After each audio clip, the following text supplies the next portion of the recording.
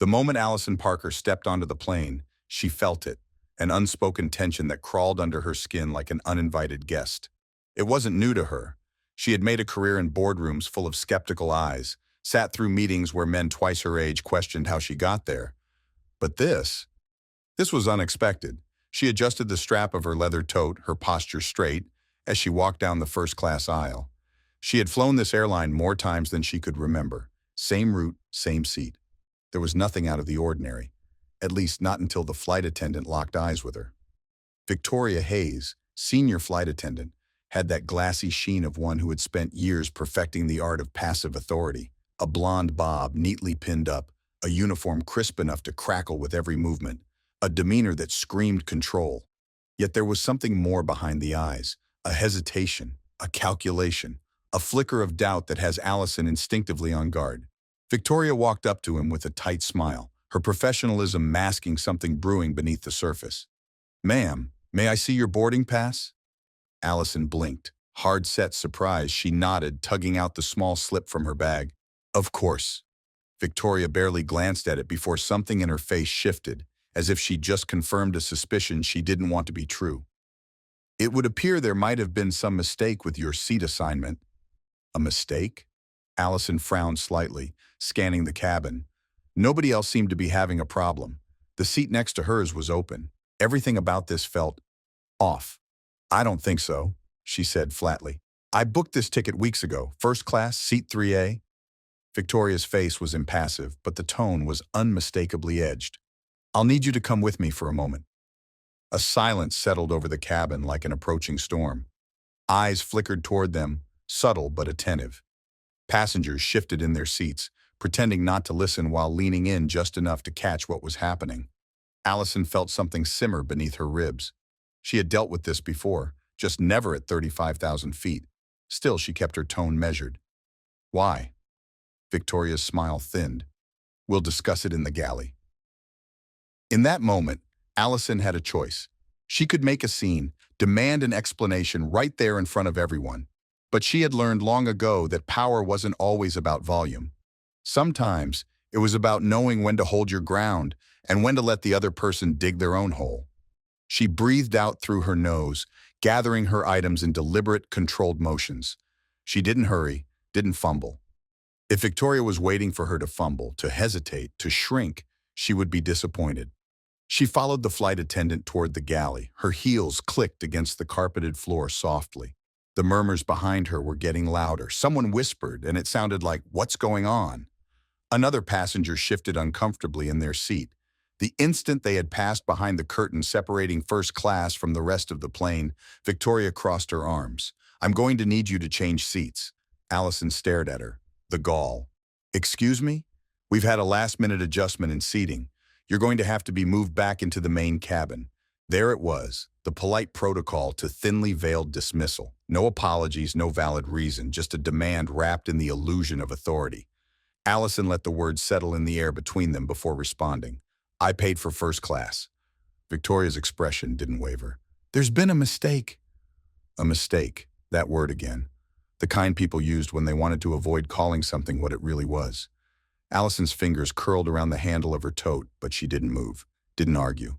She just looked Victoria dead straight in the eye, letting the silence stretch long enough to make the other woman shift under the weight of it. And then, with a slow inhale, Allison nodded. "Fine." She wheeled on her heel, strode back down the aisle, past the same passengers who watched her take her seat in first class just a minute or so ago. She felt their gazes on her, burning, questioning, some sympathetic, others not. She didn't falter, didn't quicken her pace, didn't let her grip on her bag betray her frustration. She slid into the cramped seat Victoria had assigned her, placing her tote beneath the chair in front of her with that same quiet precision she had carried through every obstacle in her life. Then, reaching into her bag, she pulled out her phone. Her fingers moved swiftly across the screen, typing out a message. It was brief, direct. And once she hit send, a small, knowing smile ghosted across her lips. Victoria had made a mistake, all right, but it wasn't with the seating assignment. The hum of the engines filled the cabin, a mask to uneasy whispers that rippled down rows of passengers. Allison sat very still in her new seat. Her fingers tapped lightly against the edge of her phone. She wasn't fuming. She wasn't flustered. She was calculating.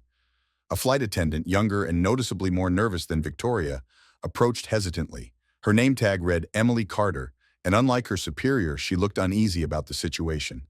"Ma'am, can I get you anything?" she asked softly, almost as if afraid to be overheard. Allison looked up, offering a polite but unreadable smile. "No, thank you." Emily lingered a moment as if weighing in her mind whether to say anything more.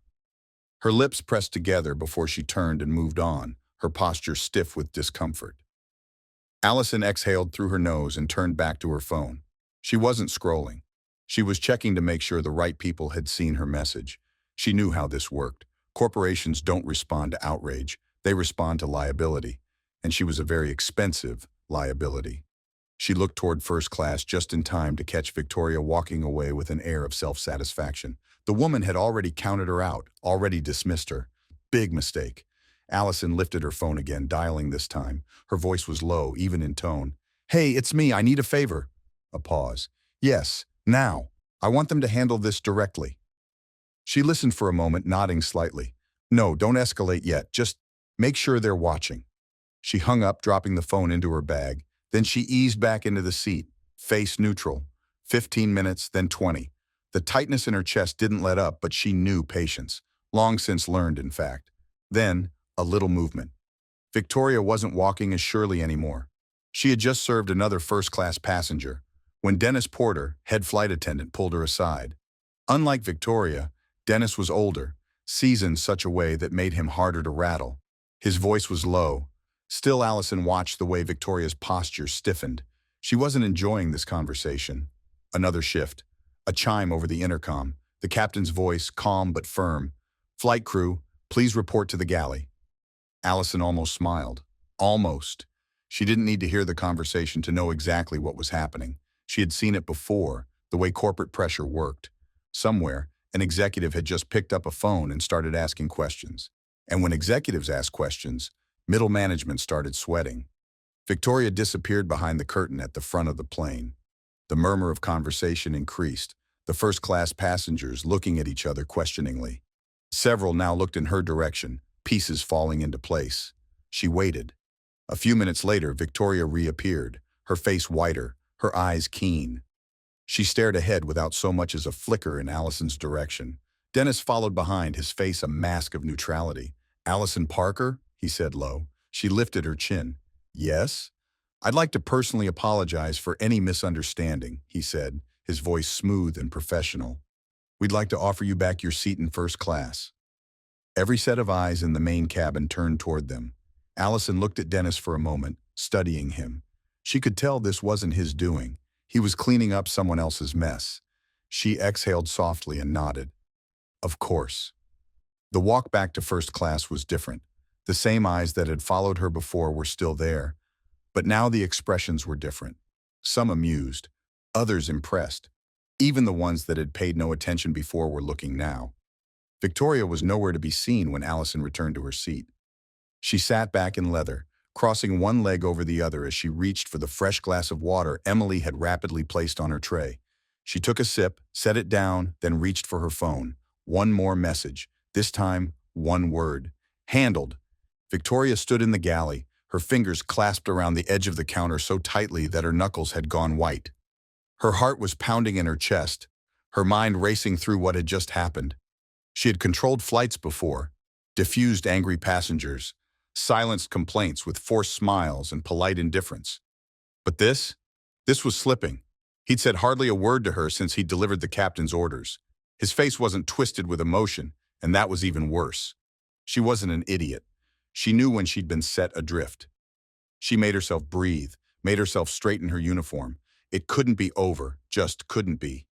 She went back inside the cabin to see Allison was comfortably seated now. The same poise the woman had earlier she still maintained. But something else had now been added to quiet satisfaction, a dead giveaway that she had already won. Victoria bit her teeth and turned away. Another tine across the intercom, another soft ping of an incoming message on the crew's internal tablet. Victoria swiped at the screen and felt her stomach fall out. Executive office notice, urgent. She read the first few lines and knew immediately. This wasn't any routine correction. It was a direct order from corporate. Her pulse racing, she scrolled down. Certain words jumped at her. Immediate compliance, review, and incident report. She had survived in the line long enough to realize that if this wasn't an apology alone, then definitely it was someone's search for a scapegoat.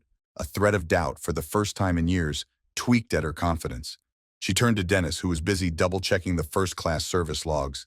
"What did they say?" she asked, keeping her voice as steady as possible. Dennis didn't look up. "It's above my pay grade." That was all. No sympathy, no reassurances, just facts. Victoria swallowed hard, forcing herself to step away. She needed a moment to think.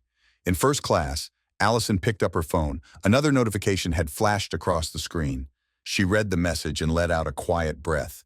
The pieces were moving. Now it was just a matter of waiting. She set the phone down on her lap and looked around. The mood had changed. A few passengers still cast furtive glances, their interest remaining, but most had gone back to their books, their screens, their quiet conversations. The only person who hadn't moved was Emily. The younger flight attendant hovered a few feet away, clearly torn between duty and discomfort. After a moment, she stepped closer. "Miss Parker," she said hesitantly. Allison looked up. "Yes?" Emily spoke slowly, catching her words. I wanted to say I'm sorry about what happened back there." Allison watched her. There wasn't any kind of corporate cue in her tone. No learned words of insincere apology over bad customer service. Unease. She nodded slightly. "I appreciate that." Emily shifted on her feet. "For what that counts, things aren't supposed to go this way." The first small smile of knowledge sprang onto Allison's lips. "I know." Emily's lips came together and, with a quick look over her shoulder, she was gone into the main cabin. Allison slowly blew out a breath and let her head tip back against the seat. The jet was still flying at 35,000 feet, but the ground beneath Victoria Hayes was already beginning to crack. Victoria had spent years in control, making sure situations didn't spiral. It was part of the job. Maintain order, make sure passengers knew their place, and keep everything moving without a hitch. Now, for the first time in her career, she felt like the one being handled. She stood near the galley, her mind racing. Every instinct yelled at her to regain control, to fix this before it got worse. She had dealt with tough passengers, talked people down from fights, eased tension with the right words, but none of those people knew corporate on speed dial, knew how to move mountains this fast. The executive order wasn't a slap on the wrist, it was a warning, and those kinds of warnings weren't issued willy-nilly. Victoria yanked her tablet off the wall mount, swiping through the system to get into the internal report log. It was the same old routine safety checks, inventory counts, and service updates. But then she saw it. Passenger incident first class, filed under her name. Her stomach clenched. She tapped the entry, scanning the notes. The language was careful but unmistakable. Passenger reassigned without clear justification. Corporate aware. Pending review. It was worse than she thought. The sound of footsteps pounded her back to reality. Dennis stepped beside her and settled the tray down as one did with lots of experience. He said nothing but glanced away, yet what he left unsaid seemed heavier. She forced herself to talk. "You filed that report?" He never blinked. Standard procedure, her jaw clenched. "There was a reason I moved her?" Dennis finally faced her, his expression inscrutable. "Was there?" Victoria opened her mouth, but nothing came out. Dennis shook his head once, slowly, and blew out through his nose. "This isn't one of those things that just blows over, Vic. You know that, right?" Her fingers clenched on the edge of the counter. "I was just following protocol." Dennis's eyes narrowed. "Whose protocol?" For a long second, neither of them said a word. Victoria swallowed hard, her grip on the tablet tightening a little. She looked out of place. The words sounded wrong the instant they left her mouth, but it was too late to take them back. Dennis's face didn't change, but his silence was louder than any reprimand could have been. Across the plane, Allison sat with her arms crossed, watching the reflection of the clouds in the window. She had already received another update.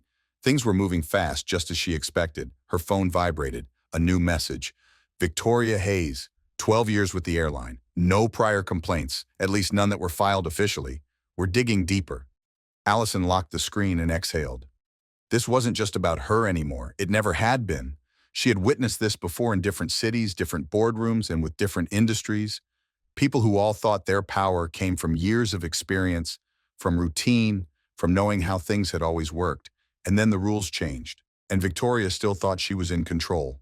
Allison turned toward the galley, where she could see the older flight attendant's stiff posture, the way she was clinging to the counter, like it was the only thing keeping her standing. The ground was already shifting beneath her feet, and there was nothing she could do to stop it. The seatbelt sign dinged softly overhead, the plane cruising smoothly through the sky, but the real turbulence was happening inside the galley. Victoria stood frozen, her mind cycling through every possible way to salvage this. She had been in the industry long enough to know when the tide was turning, and right now, it was dragging her under. She was seeking a way out, an explanation, a defense, anything that could explain her decision in language the corporate would understand. She leaned toward Dennis, her voice low. "You've been in this business longer than I have. You know how this works?" Dennis returned the stare, his face inscrutable. "How what works?" She hesitated, suddenly aware that whatever she would say next might seal her fate. "I was trying to maintain order," she said finally.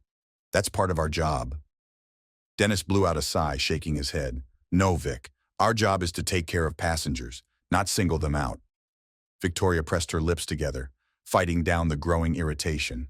She didn't belong there. Dennis's brow furrowed. "What's that mean?"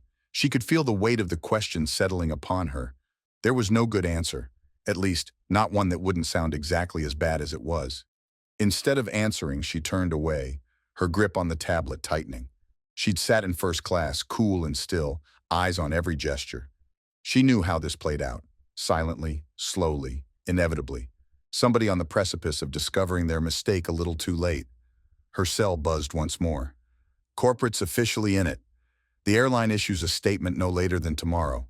She locked the screen, setting her hand down on her thigh. She was unsurprised. The very instant that initial message went off, this particular scenario was baked in the oven, awaiting retrieval.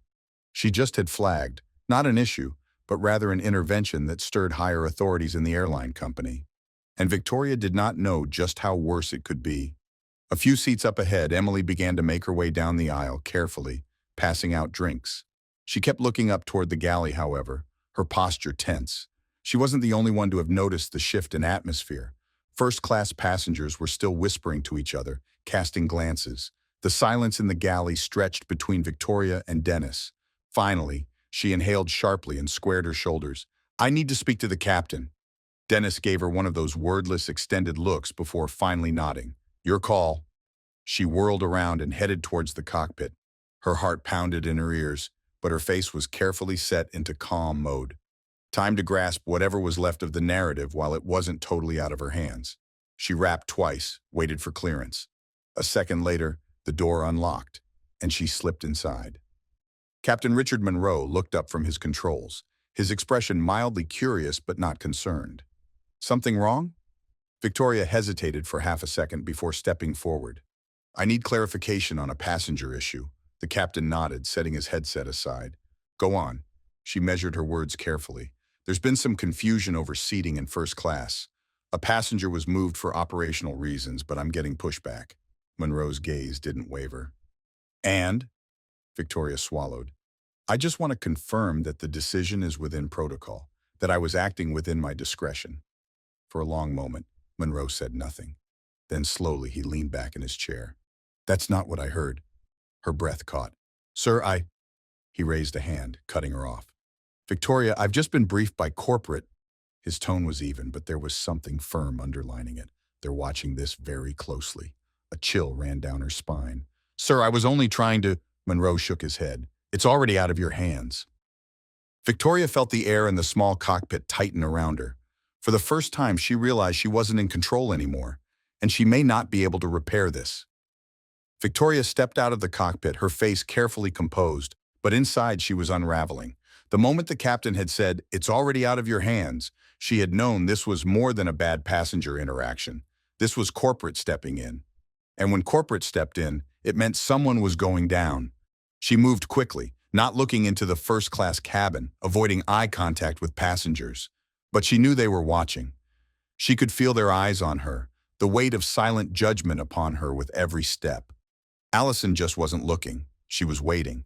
She'd seen enough boardroom imploding to recognize the very moment when a person realized they were losing control.